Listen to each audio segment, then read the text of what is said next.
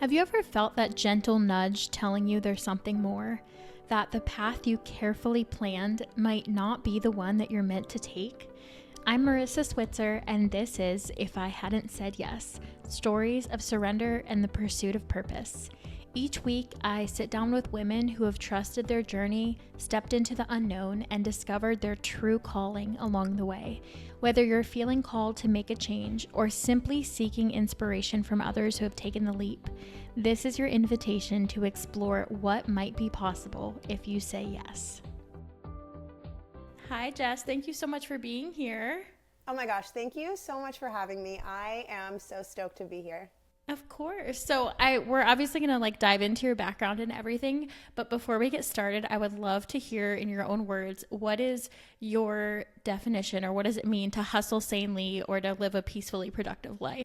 Yes, I obviously love this question. So for me, to hustle sanely, it means to pursue your goals while prioritizing your mental health and the important relationships in your life. And I'm so passionate about that because I was doing the exact opposite of that for pretty much all of my 20s. And so I was hustling insanely, if you will. And so I was like, okay, we've got to do something different. And so that is what hustling sanely means to me. You don't have to give up your goals and your dreams, but it's just kind of focusing on making sure that the way you're pursuing them is honoring your mental health, your physical health, and the important relationships in your life. I love that. I love that. I want to dive deeper into when you were hustling unsanely. What had you pictured for your life back then, or what did that look like? So when I first, I guess, can think back to, because I'm 35 now, so I have to think way back. So to my 20s, when I was 23, I was sort of freshly out of college for the first time. And I was trying to figure out what the heck I wanted to do with my life. And I ended up getting certified as a personal trainer. And so in that world, personal development is pushed on people. And so I'm a go all in kind of person. And so yeah, I really dove all in to, personal and professional development. I was consuming all the podcasts, all of the nonfiction books, just trying to be, quote, the best version of myself at the expense of my mental health and the important relationships in my life, which is kind of ironic. But as a newbie personal trainer, I was working at a gym, and I don't know if it's still this way in the industry, but over 10 years ago, the newbie had to work the earliest classes of the day and also the latest classes of the day. So the gym that I was working at, it was open from 5:30 until noon, and then they closed from noon to 4, and then they opened from 4 to 9 p.m. So I was working super, super early mornings and super, super late nights. And I was just kind of burning the candle at both ends. In the middle, on my off time, I was working to build my online business. I wanted to train clients virtually online. So I was working all day, every day. And I was a newlywed. So it was just a lot going on.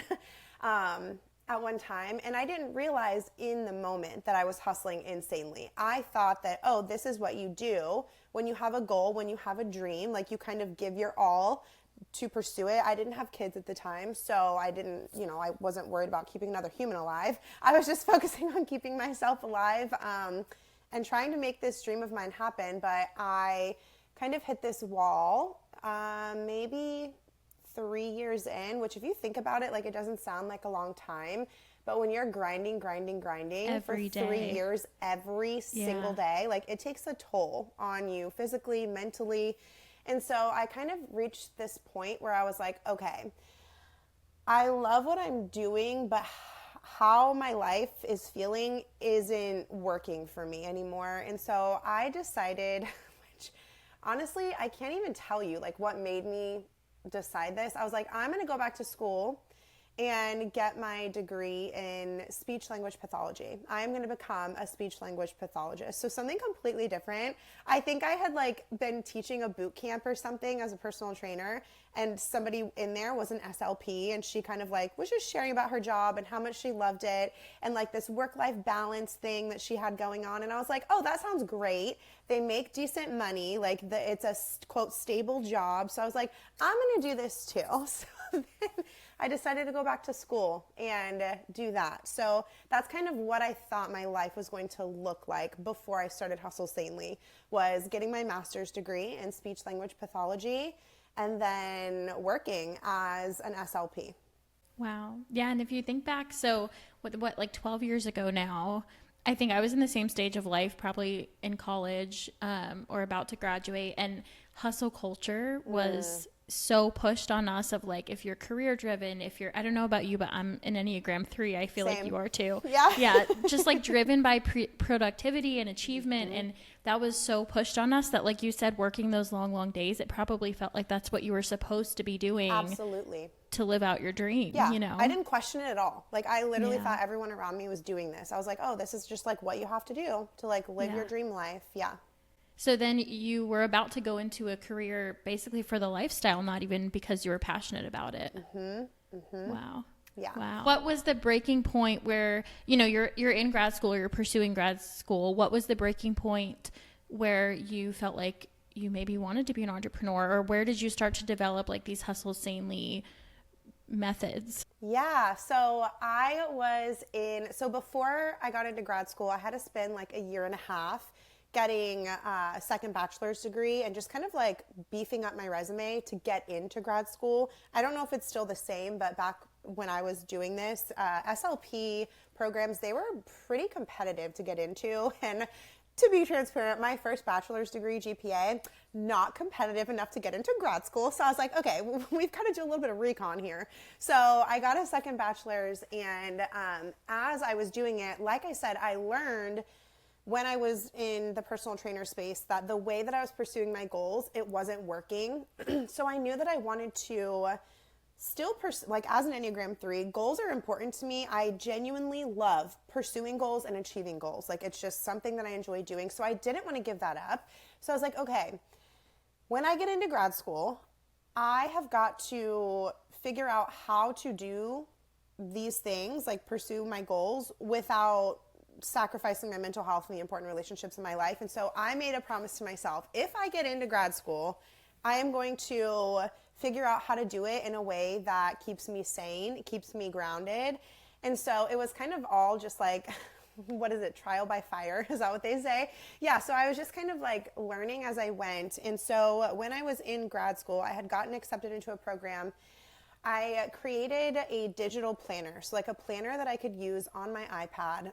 It was kind of like right place, right time. Digital planning was just this is 2018. It had just become kind of like a big thing. And so I was sharing my journey as an SLP graduate student on YouTube and on Instagram just to kind of show, like, I don't know, I was looking for that kind of content when I was trying to get into programs, and I couldn't find very much. So I was like, that's another thing. If I get in, I'm going to create content so people can see what it's like on the back end. And so I was creating content. And so, you know, in my Instagram stories, in my YouTube videos, people would see my digital planner and they were like, oh, what is that? Like, where can I get one? And I was like, oh, it's just a PDF that I made. And so people were DMing me like, oh, can you like sell that on Etsy? And I was just like, oh, I mean, yeah, I mean, it's already created. Why not? So I remember I was sitting at my kitchen counter, and before you can start an Etsy shop, you have to give it a name. Like, you can't open like a nameless store.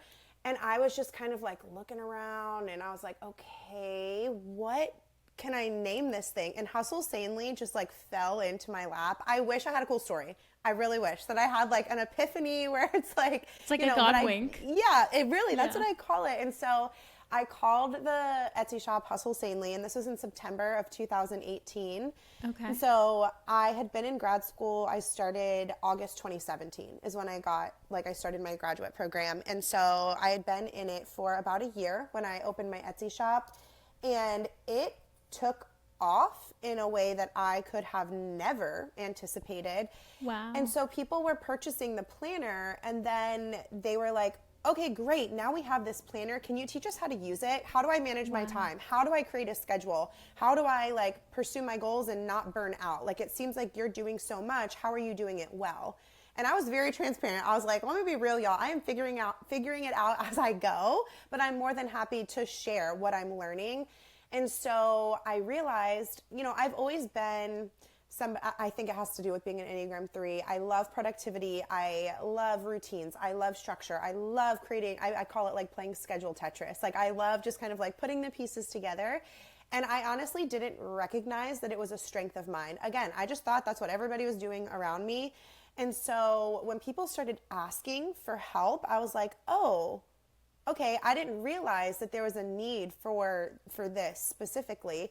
So I started helping people by, I would just create like Instagram posts, giving like little productivity tips. And then I started toying with the idea of starting a podcast because I was like, okay, I have too much to say in this little short Instagram caption. Yeah. So I just had all of these ideas in my head, but I was like, there's no way that I can build this productivity business that I have in my head and do grad school while staying sane. So I was like, I've got to practice what I preach and I've got to pick one. And so I dropped out of SLP grad school in January 2019. So what is that? September, October, November, December, like 4 months after starting my business. Wow. And the tipping point for me, I was in Blue Ridge, Georgia with my best friend Carson for my birthday this was the January 2019. So I was turning 29 that year. And we did a road trip. We live in Florida. So it was like, 7-8 hour drive to Blue Ridge. Yeah. And I think the whole entire car ride, I was just like, what do I do? Do I stay in grad school? Do I drop out and like try this, online business thing that I have absolutely no idea what I'm doing? I don't know if it's going to be profitable. I don't know if it's going to be stable. Like everything that I liked about SLP, like I know that it made good money. I know that it was stable. I know I would always be able to find a job. The entrepreneur thing, like it just didn't offer that same, same totally kind of opposite. Security. Yes. Yeah. But I could not stop thinking about it. I would go to bed thinking about just like productivity and helping people create schedules and products that I wanted to make for people and podcast episodes that I wanted to do. And so I'm pretty sure that I was driving Carson absolutely insane during our road trip. Of like, should I drop out and pursue my online business? Should I finish grad school and then maybe after like do the online business? Like, what do I do? What do I do? What do I do? So by the time we were like on our trip in Blue Ridge, she literally looked at me and she's like, listen, I'm going to count to 3. And on 3, I want you to say what you want to do. And I was just like, okay. So she gave me the 1, 2, 3. And on 3, I said, I want to drop out and do Hustle Sanely. And like saying it out loud, I just felt like, I don't know, chains breaking off. And I was like, oh yeah, like that's for sure what I'm going to do. Like that just makes the most sense for my season of life. I didn't have kids or anything at that point. So I was just like, okay, we're going to go all in. We're going to do this. So I called my husband and I was like, hey, I'm going to drop out of grad school and pursue Hustle Sanely full time. And he was just like, all right, girly, like if that's what you want to do. Yeah. I'm very blessed to have a husband who supports my dreamer mentality. That's for sure. It takes a lot I feel like for husbands to support you, like as entrepreneurs, they just never know what's coming next, but they handle it great. Yeah, for sure. I agree. So as an Enneagram 3 and as somebody who really likes to be productive and achieve, I know that like your identity is often so tied to what you're doing or how you're achieving or how you're being productive. So what did that look like for your identity to change from student to business owner? So this is something that I have had a very hard time with since being a personal trainer. So my online fitness business was called Glisten Fit. And people would call me Glisten Fit, like instead of calling me Jess. So I took a lot of pride in like having an online business. And so when I kind of gave it up to do grad school, I felt like I lost a part of myself. So then when I got to kind of pick that back up again, it felt really good. But I also was like, wait a second. Now that I'm kind of coming out of being a workaholic and kind of, an overachiever, I don't really want my identity to be tied to Hustle Sanely. Like, I don't want people to be like, oh, there's Hustle Sanely. Like, I want people to know, like, hey, that's Jess. And she does Hustle Sanely. Like, that's her gig. And so I went in. I mean, I think a lot of people expect me to say, like, oh, I kind of felt like a failure because I dropped out of grad school. Like, I was halfway through my graduate program and I walked away from it. But honestly, it felt so good to make that decision. And that's a strength of mine that I'm really proud of, that I think some people might see as, I don't know, like a downfall or a weakness of being just kind of, I think people might view it as wishy-washy, like changing my mind and being okay with pivoting. But I think that there's so much power in pivoting if you do it strategically and you do it in a way that aligns with the vision that you have for your life. Yeah. And so, I don't know, for me, it felt really good to kind of transition back into, you know, being an entrepreneur. And just, I don't know, I had so much belief in what I was doing, in the mission that I was carrying, that it's like in my mind, I was like, there's nothing else that I can be doing. Like, this is it. Like, this is what I have to do. Right. It seems like you were really meant to be an entrepreneur, you know, with your personal training business. You got to do that, and then you switched gears because you wanted something more stable when it came to like work-life balance. But in reality, it was like stepping back into that entrepreneur identity in a like healthier way. A healthy way, yes. Yeah. And it's so funny that you said that, because Carson, I remember when I got into grad school and I was just like sharing with her, we were at dinner one night and I was like, oh, I'm so excited to become an SLP. Like, this is going to be so good for me. She's like across from the table. She was like, that's not the only thing you're going to do, right? She was like, you're she's like, you're just going to do that like some days a week, right? And I was like, no, like, what do you mean? I was like, this is going to be my job.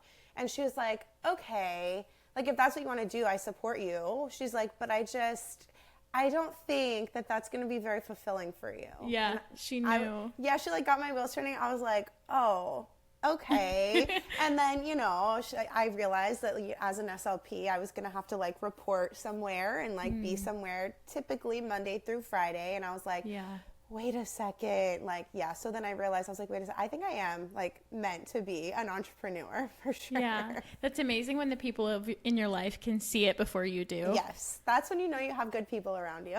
Yes, very true. So once you said yes to 100% being fully into Hustle Sanely, what were the no's you had to say and the yeses that you had to say in order to build business boundaries and not hustle like you were when you were a personal trainer? Yeah. So funny. I actually backslid when I like decided to go all in with Hustle Sanely. This was my first time ever. So I said yes to still working a part-time job. So while I was in grad school, I was doing all of it was like a remote office job, basically. I was doing a lot of admin for an air conditioning company.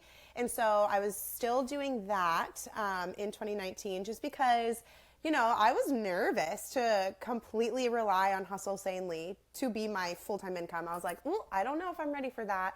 And so I kept my part-time job until October of 2019, and then I completely did away with everything other than Hustle Sanely. So I said yes to working a part-time job while making sure that Hustle Sanely was producing enough income month over month to sustain my life. Yeah. And so that's something that I said yes to. And then I said yes to, I had what I like to call shiny object syndrome in 2019. Yeah. I was a renewed entrepreneur, and I was just so excited about what I was doing. I was so excited to have so much time and energy to focus on my business since I had dropped out of school, that I wanted to do everything, and I wanted to do everything right now. I was like, all right, cool. We're going to start a podcast. We're going to launch a course. We're going to do one-on-one coaching. We're going to start a merch line. And I did all of this all at one time, and it was all going. Like, it was all making money. It all looked great on the front end, but I was crumbling on the back end. And I was just like, oh no, how did we get here again? Like, how did we get here again? And so in 2019, like mid 2019, I almost quit Hustle Sanely, because I was just like, this is exactly why I didn't want to be an entrepreneur before, because I was just burning the candle at both ends. And I feel like even if you love your job, if all you do is work, you're going to get burned out. And I'm speaking from experience. And so that's what happened to me. So I think I waited until like 2020, like beginning of 2020, and I just kind of ripped my business to the studs and pulled everything back. And I was like, okay, we've got to rebuild from the ground up and do this in a way that is actually honoring hustling sanely.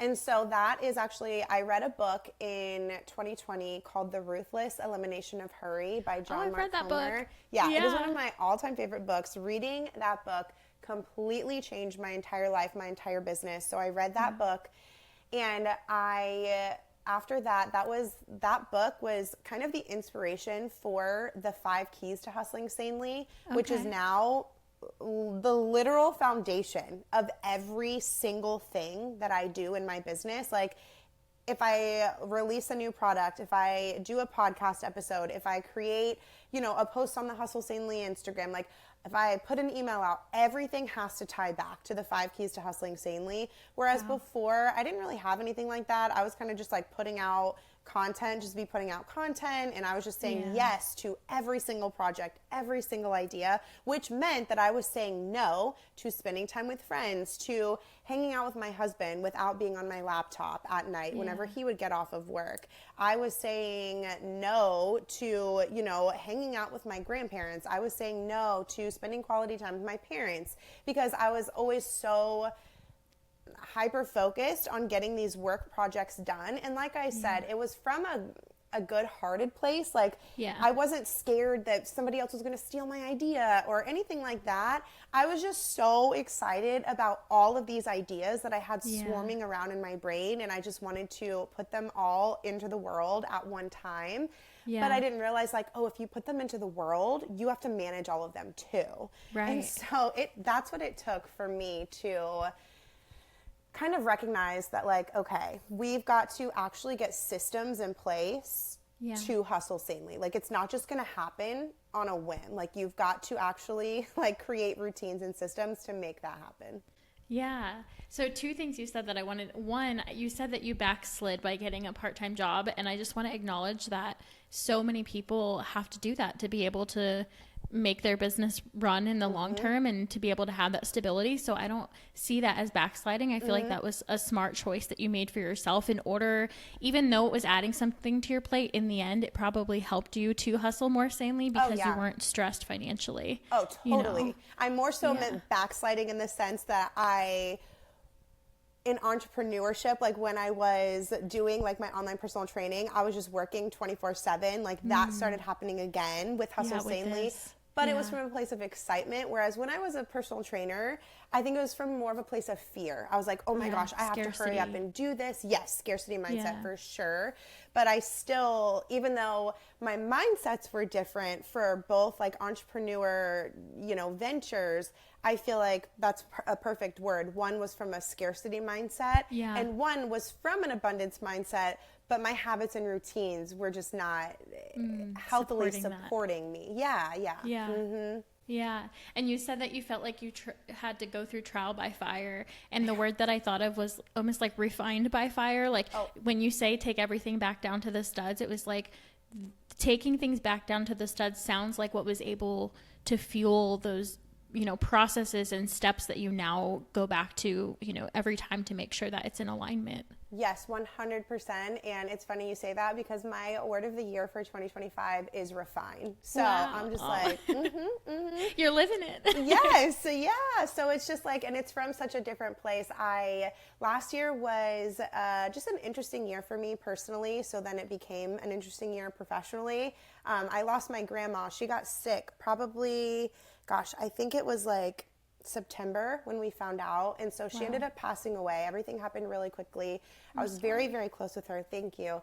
And so it just kind of, it changes your priorities. It changed it changed the capacity that I had for my business. And so it made me realize like, okay, something that I'm wanting to do in 2025 is just make sure that the way that I'm showing up in my day-to-day life supports how I want to be showing up in, the next year, 2 years, 3 years. So it's kind of, when I picked the word refine, when God put that word on my heart, it was kind of like pulling back to make sure that I'm ready to be shot forward into growth, if that makes sense. Yeah. My word for the year was seek, and very similarly, just really, I've been in business almost 10 years, so just really trying to seek what's next and, slow down enough to listen and hear what's next. So I feel like that's very, very similar journey. Yes.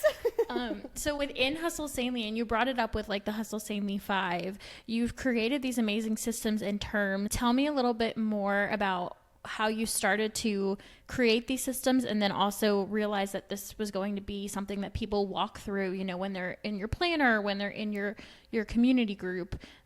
What did you have to learn and say yes and no to in order to put those into place? Yeah, so in 2019, when I was teaching about productivity and time management and things like that, I felt like I was teaching things in a very difficult to grasp way because I didn't have terminology to put to it. Yeah. And so it was hard for people to like sink their teeth into it, for lack of a better phrase, and like put it into practice. And so when I was working in the SLP field, because part of grad school is I had to be, working in the field as well. I was working in a school, and I had like a large caseload. And so I was having to create lesson plans because I couldn't afford to like purchase other people's lesson plans at that time. Yeah. So I was making my own lesson plans. And so I had learned in school how to create frameworks that are teachable. And so I was able to carry that with me from my degree into Hustle Sanely. And I was like, I don't know why it took me so long to like have that click and that light bulb moment. And I was just like, wait a second. Yeah. I can take what I learn about teaching and apply it to teaching productivity. It just doesn't have to be happening in a school setting. And I think that's where the disconnect was in my brain, because I wasn't in a school anymore. So that's kind of how my brain, that's how I learn best, is like, I need frameworks. I need like step-by-step, like give me something that I can plug into, Yeah. And so I was like, wait, why am I not teaching in that way? If that's the way that I learn best and I'm trained to teach in that way, I was like, let's put these pieces together and make that happen. And so thankfully my brain works in that way. So I feel like I don't know, those frameworks just kind of pop in my brain, and I'm able to, put them into words to teach to other people. But that was kind of the light bulb moment there. I was like, wait a second, we have the knowledge and the skills to do this. Like, let's do this. Yeah, that's amazing that even though it was something that you ended up not pursuing, it still fed into what you're doing now. Yeah. And it does make it so much more digestible, because same thing, like I need like a structure and a framework. And even I remember I was listening to your podcast episode on how you break up your cleaning throughout the year, and how you broke it down by like months and then weeks and then, weekends. Yep. It was so easy to understand. And now I have it like all broken out in my planner too. It just makes it that much easier to apply. Yeah. It's just like, I don't know. It's like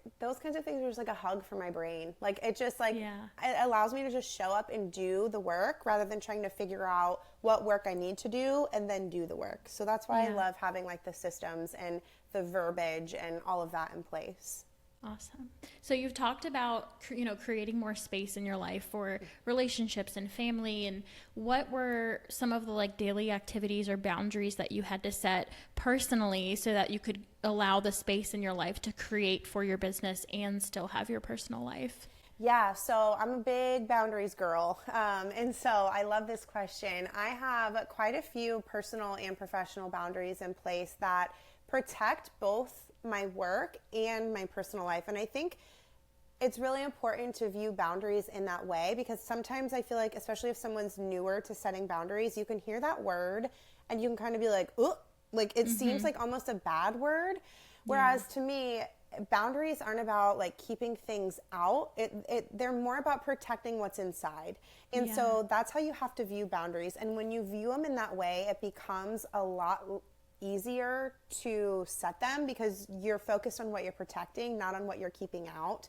Wow. And so some of the specific boundaries that I have in place to protect my business right now would be, so I currently am working 3 days a week after I had my daughter at the tail end of 2022.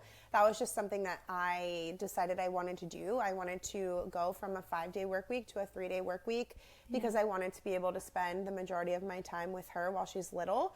And so that being said, I only have 3 days a week that I have dedicated to work. And as a fellow entrepreneur, I'm sure you can relate to this. Sometimes when you work from home, people think that you can just be willy-nilly all day, every day. And so, and I know they're coming from a place of not knowing. It's not like they're like, oh, she can blow off work, it's fine. But it's kind of, you know, I really am very protective over my Tuesdays, Wednesdays, and Thursdays. Those are my work days. So, you know, if friends are in town or, you know, they want to meet up for lunch or something, I'm just like, hey, yeah, like I'm not available Tuesdays, Wednesdays, and Thursdays from 10 to 4. Like if you want to grab coffee in the morning, if you want to grab dinner in the evening after Everly's bedtime, totally on board for that, but like it's just kind of a non-negotiable for me that I'm working Tuesdays, Wednesdays, and Thursdays from 10 to 4. I'm very protective over those hours. So that's a big work boundary for me that I have in place. Another one right now is we're working on launching a new course. It's actually launching in April. And so I am saying no to speaking engagement. So I feel like for some reason, Q1 and Q2 is when I get pitched the most to participate in conferences. And it's always such an honor and I'm so grateful, but it's just not something that I have the capacity to do, especially with such a condensed work week right now. Like speaking isn't like a main like part of what I do for work. It's always just kind of like been an extra, like, oh sure, like if the opportunity comes along, like if I want to say yes, I'll say yes, but it's not like it's paying the bills. Like, you know what I mean? Like it's not my bread and butter, I guess is a good way to put it. And so speaking opportunities I've had to say no in this season in order to protect my 3-day work week. I don't want to work more than 3 days a week. So it's just not something that I'm saying yes to. And then something that I'm saying no to work-wise in this season that has been, I would say, the hardest thing that I had to say no to. I can't remember if it was when I was pregnant or right after I had Everly. A big dream of mine one day is to write a book, nonfiction, like personal development style book. And I was approached by an agent, either, like I said, when I was pregnant or right after I had Everly. And they wanted to partner with me to, you know, get something going so that they could pitch it to publishers and get a book on peaceful productivity out there. And of course, my immediate response, I was like, oh, absolutely. Like, of course I want to do that. But then I had to take a step back and I was like, wait a second. Is this the right season to say yes to that? It's definitely going to require me to work more than 3 days a week if I'm going to be doing that. And it's also going to require me to spread my energy way more than I think I had the capacity to in that season. My daughter was my first, and so I had never been a mom before, so that was a brand new role that I was taking on. I've never written a book before, so becoming an author would have also been a very brand new role to me. And those in my mind are two very big new roles to be trying to do at the same time. So I turned that down, and that is something that I had to say no to in order to honor my schedule and my capacity as an entrepreneur to still be a present mom. And I know some people out there can, you know, write books and have a baby at the same time, but I know my capacity, and that's what Hustling Sanely is. It's knowing your capacity and honoring your capacity. And so those are things that I had to say no to, and boundaries that I had in place to protect my business. And then personally, the work hours one kind of goes hand in hand. Like the work hours, it protects my business because it holds me accountable to showing up for my business, but it also holds me accountable to not showing up for my business when it's not time to work. So that's been a helpful thing. And then something that I do is social media free Sundays. So I don't go on social media on Sundays. I've been doing that for well over a year, and it kind of changed my life in a way that I didn't expect. I was going to do it for like a month, and then after that month, I was like, wait a second, this is actually making me way more creative on social media. Like I felt better mentally because I do it on Sundays, so I kind of go into the week fresh, like kind of giving my brain like a breather from just like overload from social media. And so I was like, wait, we're gonna keep this boundary in place for the foreseeable future. So those are the ones that pop up into my mind. Those all take such self-control and discernment. I mean, to say no to a book when that was a dream. But I mean, some people say writing a book is like having another baby. Exactly. Like, literally. Right? Like, I'm not trying to have twins, you know? Just right. Do you guys do Sabbath on Sundays? I have like my version of Sabbath. Yeah. Okay. It's something that I do. Now I do it kind of depends. Friday, Saturday, Sunday. It kind of ebbs and flows depending on like what's going on for the week. But yeah, where we're not working, we're not consuming, we're focused on just like family time and just like being present. That's definitely, that's something that we practice for sure. I know that was something in the relentless elimination of hurry that he talked a lot about too. Yes. So I've been trying to. It's hard because, you know, when you have a toddler too, it's like one day out of your weekend is cleaning and prepping, and the other day is usually church and family. You know what I mean? Right. Like there's just never ending.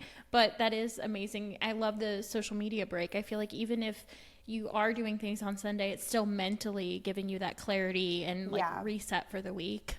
Yeah, and I think too, obviously it wouldn't align exactly with what he talked about in the book, but just like creating a version of your Sabbath for or a version of a Sabbath for your season of like what kind of works for you in your season. Because I don't know what his life looks like, but I don't know if he's a toddler parent or, you know what I mean? Like, I don't know. So it's just like creating a version of a Sabbath that works for you in this season. And to me, when I think of Sabbath, I think of delighting in the Lord. Like, to me, that's like what the foundation of a Sabbath is like focusing on being instead of doing and just like spending the day delighting in the Lord.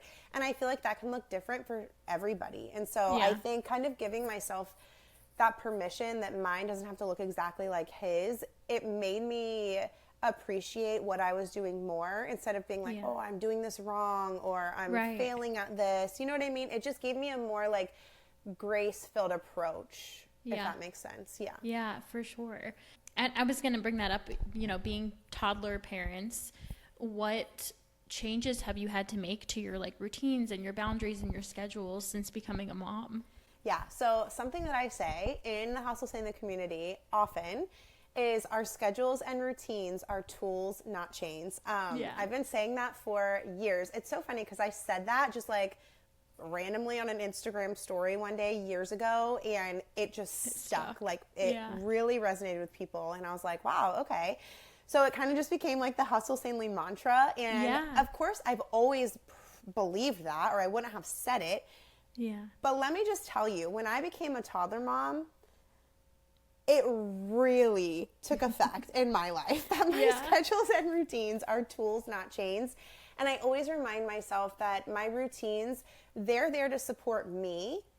And so I'm the boss of my routines, not the other way around. So if it ever is feeling like a routine is stressing me out, then there's a problem with the routine, not with me. And so the routine needs to be adjusted to support what is going on in my life during that time. And so something that I have been doing over the past couple of months is instead of having like, especially morning and evening routines, like set in stone, like, okay, I wake up at 6 and then I do this and then I do this and then I do this. And I like go down the line, like based on what time it is or whatever. Like that just doesn't work. Sometimes my daughter wakes up at 6 a.m.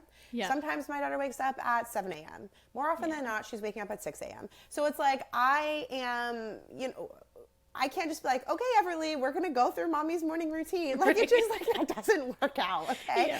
And so I've learned how to be a lot more fluid. So I have my morning non-negotiables, and so I'll do them. And these are things that I can do with or without a toddler hanging on my leg, with or without a toddler on my hip. So it's like simple things that, you know, I wake up and I'm able to ice roll my face and drink a cup of water and take a couple deep breaths. Whether or not she's awake or she's sleeping, I make my little collagen decaf coffee. If she's awake, she loves to help me make it. So she'll help me like push the buttons on the coffee maker and stuff. And so it's just like having these kind of, you know, non-negotiables in my morning that I can do no matter what, and letting those non-negotiables be enough. And if I'm able to do other things, like read my devotional, read 10 pages of my personal development book, great. I love that. If I don't get to those things in the morning because Everly is just needing more attention that morning, I'll just bump those things to after like bedtime when she's sleeping.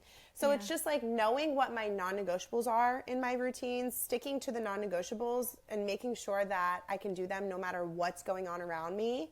And then having like extras. So it's kind of like, the way I explain it is like, okay, your non-negotiables, they're like a scoop of ice cream. Like the ice cream is good by itself. Like you're just like, wow, I love this ice cream. This is yummy. Great. But like you can also add sprinkles on the ice cream and it's going to be even better, right? So it's like, you know, my doing my devotional or reading my book in the morning, like those kinds of things, those are my sprinkles. Like if I have time to do them in the morning, great. I love that. But if I can't do them until the evening, cool. Like they're still going to benefit me even if I'm doing them in the evening time.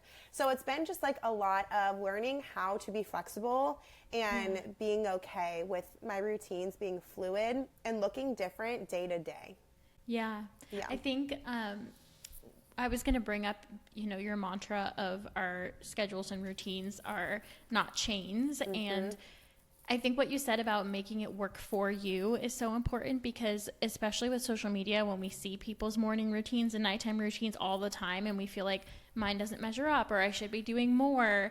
And even, you know, like for me, I would not wake up early in the morning because if I knew that I had to go to the gym, I just wouldn't want to do it. So I've been waking up at 6 a.m. and telling myself, you don't have to go to the gym. You can read, you can journal, you can devotional, and you can do the gym some other time during the day. And that has been life-changing for me, not to have to do my routine like everyone else's. Yeah, and having like a menu to choose from. Because it's like, I feel like we feel different every single day. Like when you wake up, like especially me since becoming a mom, like if Everly's up in the middle of the night, that means I didn't get good sleep either. So I'm not going to be, you know, hopping out of bed, like bright-eyed and bushy-tailed, ready to go, tackle all these things. Like if that happens and we don't get a super great night of sleep, I want to feel like I'm doing enough if I wake up and have a slower morning with her, you know, because that is enough, because that's what I need that day. Right. Yeah. And it's easy. I joke to my friends sometimes, like as a business owner, as someone who works from home, sometimes I don't feel like an adult because my routine is never the same. But I think that's part of, number one, that's like the bonus of having freedom and flexibility in your life and in your business. But that's also the reality for most moms with younger children is not every day is going to look the same. 100%. Today, for example, so we have like a pretty like I would say like consistent morning routine on the days that are my work days in the sense of like the flow of the morning. So like typically we're all up by 6 because that's what Everly says. So that's what we do. So we're up and, you know, we kind of all piddle around the house until like 6:45, you know, where I'm drinking my collagen coffee. My husband's like reading news articles on his phone. Everly's playing with her toys. We're all just kind of like doing our thing. And then we'll at 7 go on a morning walk together. And then we'll get back. I'll take a shower. And then it's like time for me to work. Her childcare gets here. Like that's just kind of the flow. We do breakfast in there.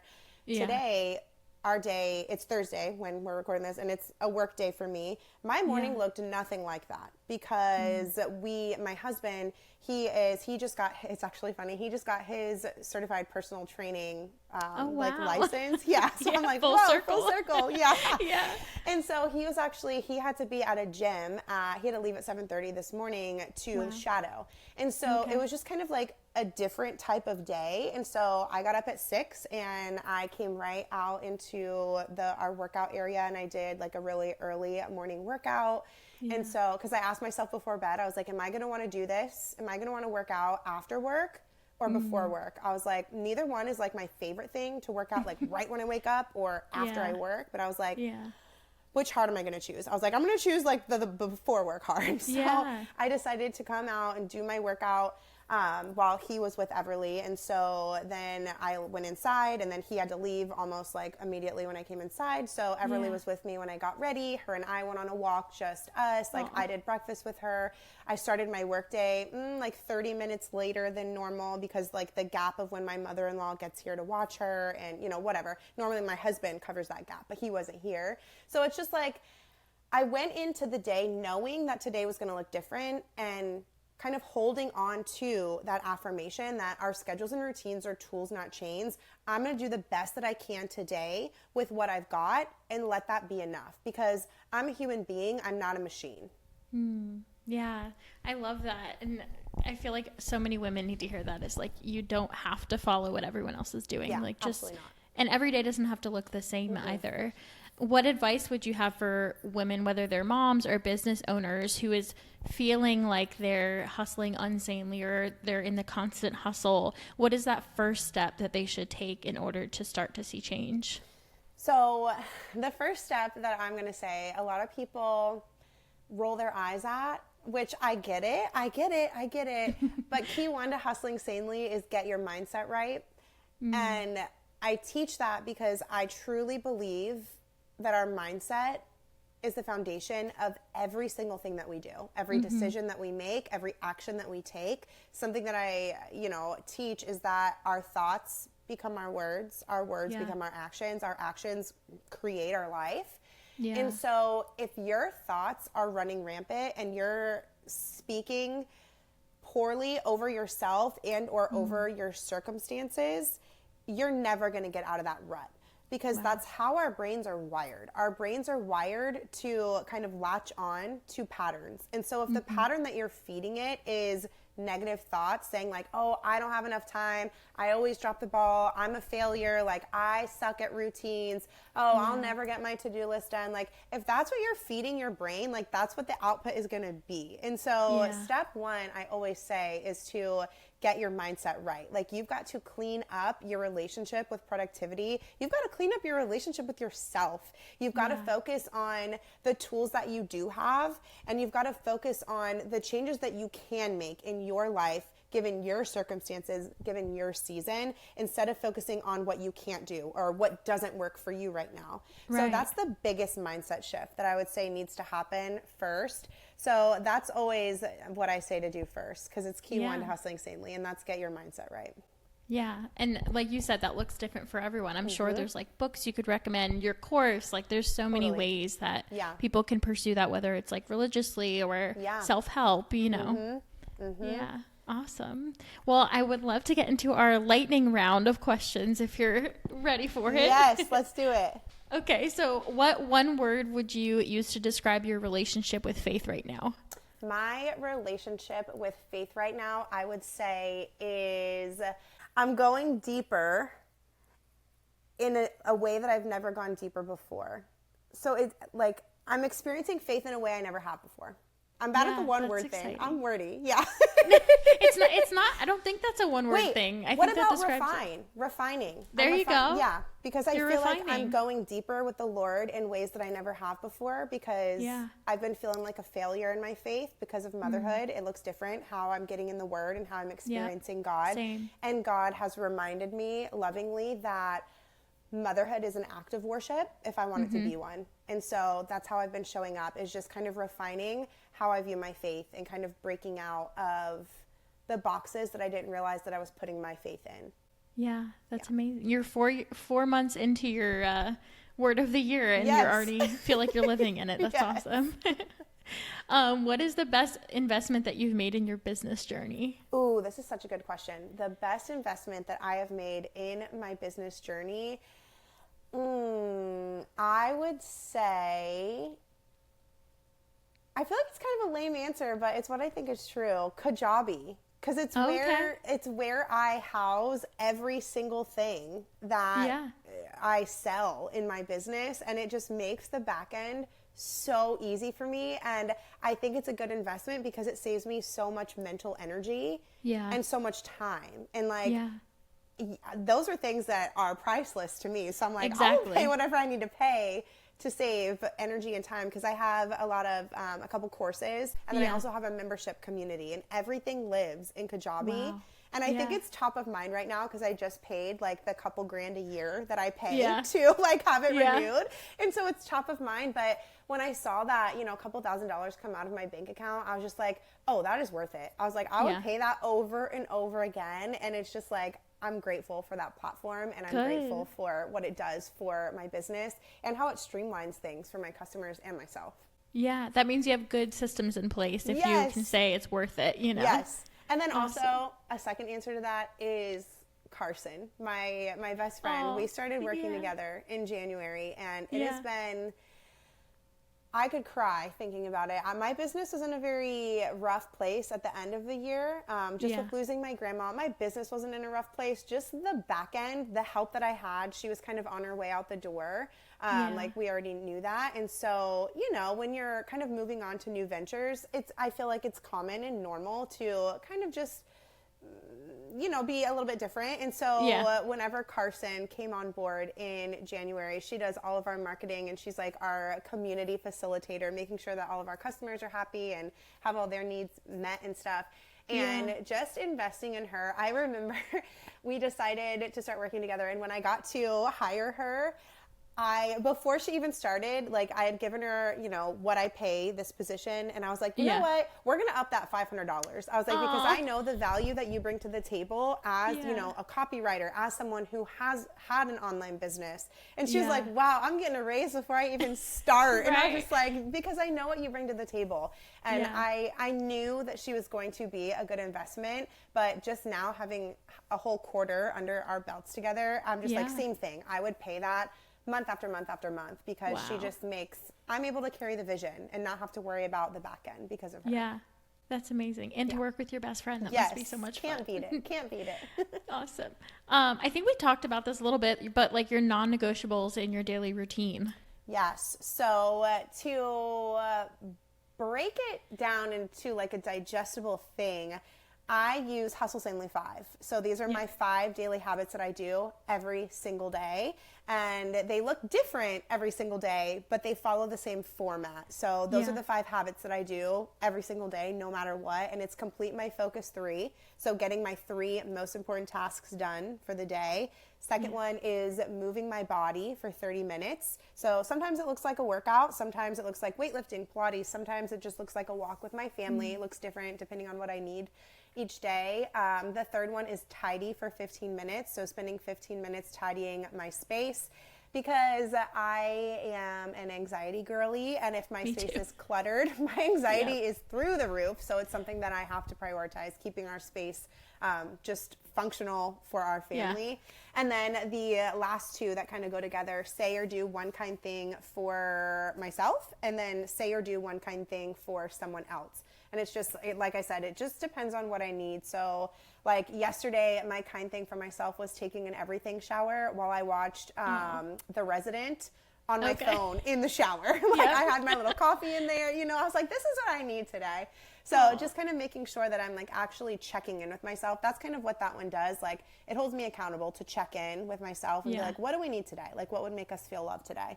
And same thing with a loved one, just whether it's texting somebody, giving someone a call, FaceTiming my grandfather, just making sure that I'm showing up for the people in my life. So those are my 5 non-negotiables every single day. I have other ones that kind of ebb and flow, and I try to hit them most days.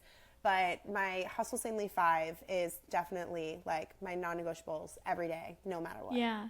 Yeah. I love it in the planner whenever I'm filling out my HS5 and I get to like something kind for someone else. It really makes me sit and think of like, who do I need to check in with? Like, how can I serve someone well? Yes. So I love that that's part of the 5. Yeah. I love how you worded that. How can I serve someone well? Because I know a lot of people come to me and they're like, oh, what can I do? Like, I don't have time to do like this big thing every day for someone. And I'm like, that's not the purpose of it. It's just to make sure that you're not, especially for us Enneagram 3s who get kind of tunnel vision on our goals and our to-do lists and things like that, just making sure that we're, you know, lifting our eyes up, looking around, checking in on our people. Yeah. It can be as simple as sending a text like, hey, I'm thinking of you today. You know, like it doesn't have to be like this grand gesture. Right. I love it. I love it. Who has helped you the most along the way? My husband. Hands down. My husband. Yeah. I know it's a cheesy answer, but we have been together since I was 16 and I'm 35 now. So he has seen all of the ebbs, all of the flows, all of the things. And it's the coolest thing because he has supported all of my entrepreneur ventures. He's always believed in me.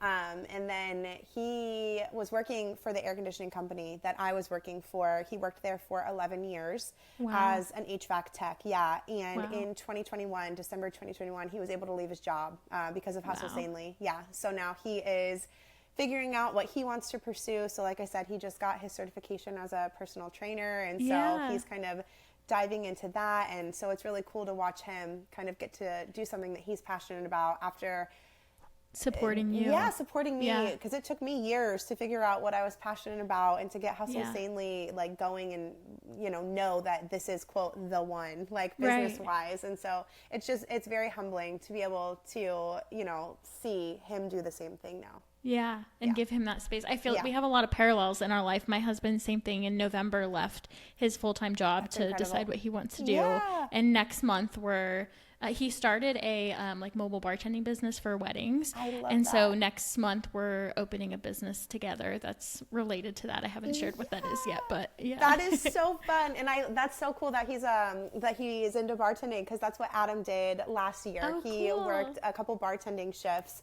because he's an extrovert, and he's like, I still have to like be out. I need to so we had a local bar not too far from us. It was a coffee shop during the day and a bar at night. Yeah. And so he worked like 1 or 2 bar shifts a week just to kind of like get him out and about. And he had such a good time doing it. Yeah.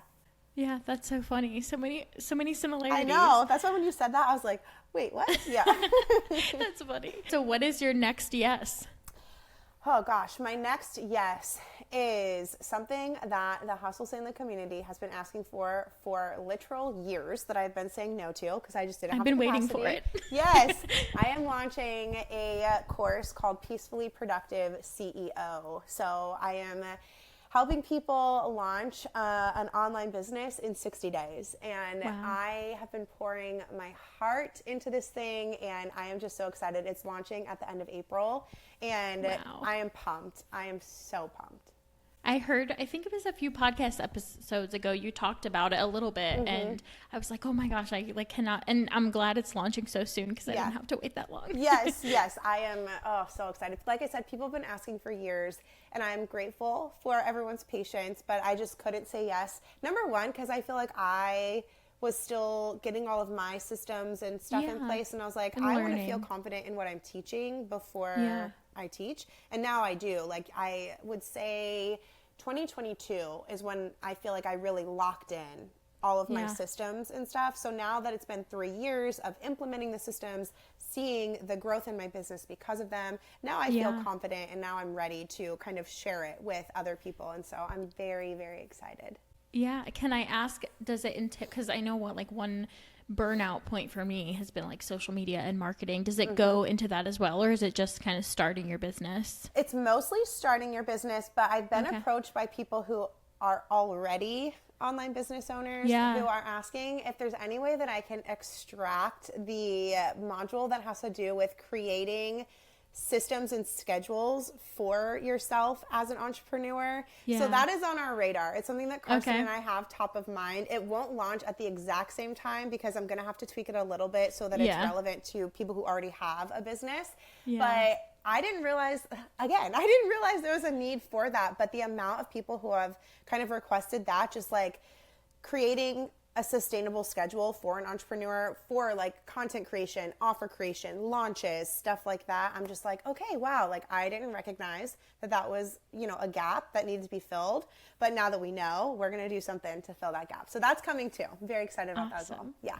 Cool. Well, I'm very excited for both, and to just continue to see Hustle Sanely blossom. And like I said, I think I said it before we started recording, but I started using the planner like right before the new year, and it has been life-changing. Like your focus 5 for the day, or your focus 3 and Hustle Sanely 5. It's just, it's really been life-changing as a mom and business owner. So I'm so excited to see what you do next. So much for telling me that. I love our planner line so much. That was a big dream of mine that I didn't know if it was ever going to happen, because we launched our first line during COVID. So I was just am I really launching my first ever paper planner during COVID right now? Yeah. But we'd worked on it in the year before. We worked on it in 2020 when COVID was happening. And I was just we've already created the thing. Like, we've got to put it out there. So I'm so grateful whenever I hear about people using the planners and just loving the systems, because they support me so well. And so to know that they're helping other people,